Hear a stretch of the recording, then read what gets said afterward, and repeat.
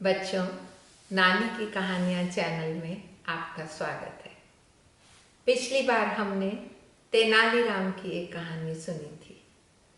आज फिर नानी उसी श्रृंखला में तेनालीराम की ही एक और कहानी लेकर आई हैं, सोने का हंस। कहानी शुरू करते हैं। एक बार विजयनगर में राजा कृष्णदेव राय का दरबार लगा हुआ था। कृष्णदेव राय सिंहासन पर बैठे हुए थे।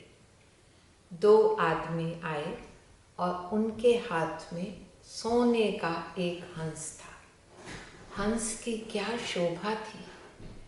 हर तरफ बड़े बड़े रंग बिरंगे पत्थर और हीरे जड़े हुए थे, जगमगा रहे थे। सब लोग उस हंस को देखकर आश्चर्यचकित हो गए। कृष्णदेव राय ने पूछा, बताओ तुम दोनों कौन हो और किस लिए आए हो?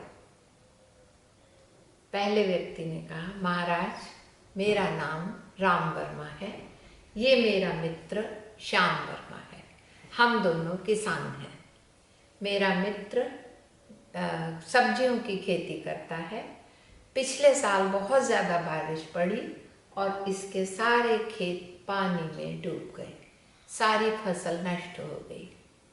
तो मैंने इसे कहा कि तुम मेरे खेत का कुछ भाग ले लो और उसमें कुछ ऐसी सब्जियां उगाओ जो जल्दी से उग जाएं, फसल तैयार हो, उन्हें काट कर बेचो और अपना पेट भरो। अब दूसरा व्यक्ति बोला, महाराज इसके खेत कल जब मैं जोत रहा था तो मुझे जमीन से नीचे से एक हंस मिला। वो मैंने उठ निकाल कर देखा तो ये गोल्डन हंस है। अब राम बोला, ये कहता है कि ये हंस क्योंकि मेरे खेत में मिला है इसलिए मेरा है। भाई खेत भले ही मेरे हों, मेहनत तो तू कर रहा था, मैंने तुझे दिए हुए थे, इसलिए तुझे मिला और इसलिए ये हंस तेरा यानी श्याम का होना चाहिए। अब श्याम कह रहा है कि ये हंस मेरा ना होकर राम का होना चाहिए और राम कह रहा है कि राम का ना होकर ये हंस श्याम का होना चाहिए। सभी दरबारी हैरान रह गए। राजा कृष्णदेव राय भी बहुत ही हैरान हुए। आज तक उनके कोर्ट में जितने मुकदमे आते थे वो सब लड़ाई के होते थे। किसी ने किसी की ज़मीन छीन ली, किसी ने किसी का धन हड़प लिया, उन झगड़ों को सुलझाना पड़ता था। ऐसा मुकदमा तो पहली बार आया। इतने सुंदर हंस को, गोल्डन इतने बढ़िया हंस को देखकर दोनों कह रहे हैं कि ये मेरा नहीं बल्कि दूसरे का है। अब राजा ने अपने दरबारियों से कहा कि बताओ इसका क्या हल होना चाहिए। एक बोला, जब ये दोनों ही नहीं मान रहे इनका हंस है तो ऐसा किया जाए कि हंस को बीच में से आधा काट दिया जाए। एक भाग राम को दे दिया जाए, दूसरा भाग श्याम को दे दिया जाए। लेकिन दोनों मित्र ही इसके लिए तैयार नहीं हुए। बोले, इतने सुंदर हंस को हम बिगाड़ना नहीं चाहते, ये फैसला हमें मंजूर नहीं है। दूसरे किसी दरबारी से पूछा।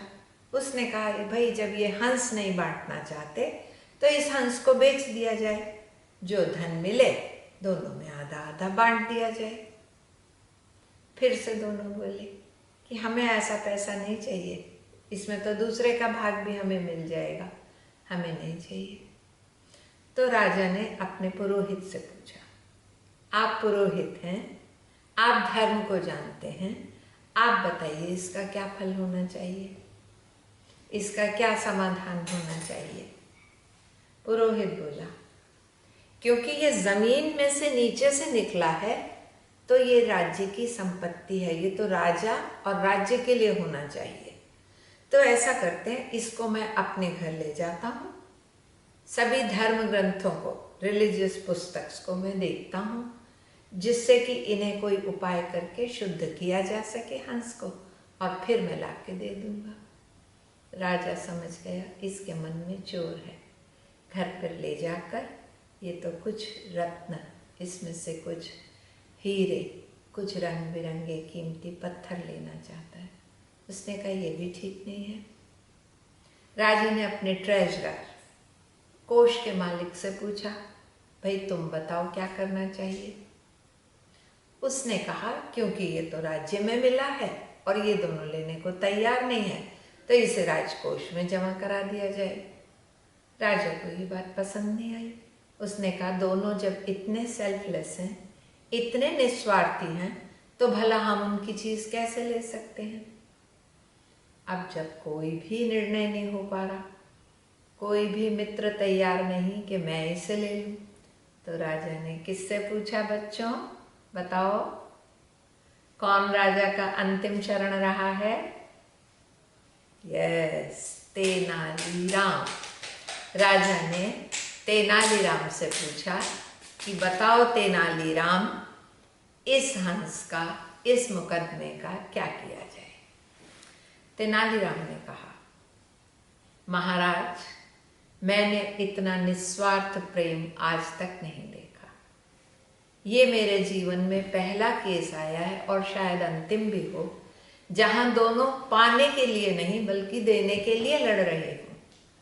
तो मेरे अनुसार इस हंस की नीलामी कर देनी चाहिए, इसका ऑक्शन करना चाहिए और जितना भी धन मिले उससे हमें शहर के बीचों बीच एक सुंदर सा बाग बना देना चाहिए। बाग कैसा हो, जिसमें बड़े बड़े छायादार वृक्ष हों, सभी यात्री आकर जिसके नीचे आराम कर सकें, जहाँ चारों ओर सुंदर सुंदर फुवारे लगे हों, सुंदर सुंदर रंग बिरंगे फल हों, फूल हों, और पार्क के, गार्डन के बीचों बीच दो हंस बनाए जाएं, इन दोनों मित्रों के प्रतीक रूप में, इनके सिंबल रूप में, और उन हंसों के नीचे एक पिलर पर, एक स्तंभ पर इन दोनों की ये कहानी खुदवाई जाए, जिससे आगे आने वाली पीढ़ियां भी इनके इस निस्वार्थ प्रेम को देख सके। राजा को, सभी दरबारियों को और दोनों किसानों को तेनालीराम का ये निर्णय, तेनालीराम का ये फैसला बहुत पसंद आया और सबने तालियों की गड़गड़ाहट से उसका स्वागत किया। विजयनगर में एक बहुत सुंदर पार्क बनाया गया, जिसके बीच में इन दोनों मित्रों के प्रतीक रूप में दो सोने के हंस रखे गए। बच्चों, इस कहानी से क्या शिक्षा मिली? हमें इन दोनों मित्रों की तरह निस्वार्थ प्रेम करना चाहिए। वो प्रेम ही नहीं जिसमें स्वार्थ आ गया, क्योंकि तब तो हम केवल अपने बारे में सोचेंगे, दूसरे के बारे में नहीं। हमेशा निस्वार्थ, बिना किसी स्वार्थ के, बिना किसी सेल्फिश इंटरेस्ट के हमें प्रेम करना चाहिए। बच्चों, आज की कहानी कैसी लगी?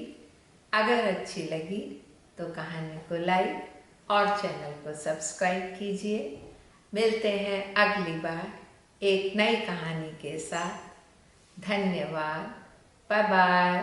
Okay, bye bye.